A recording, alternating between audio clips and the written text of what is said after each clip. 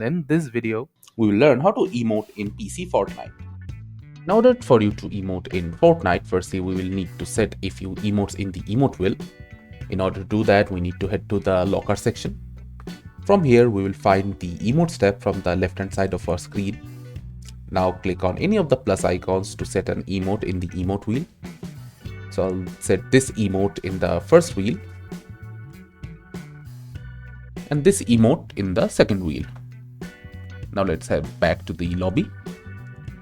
Now to access the emote wheel, you need to know the keybind of the emote wheel. To do that, press on your profile icon. Then go to the gear button to get to the settings menu. From here, switch to keyboard controls to see the keybind of all of your in-game keybinds.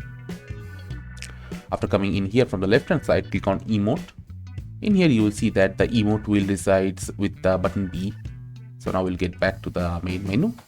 Press B. And now we can see all the emotes in here. We can just select one and that emote will be performed. So this is how you can easily perform emotes and enjoy the game of Fortnite. Thank you for watching. Subscribe to our Topical Talks channel for more videos.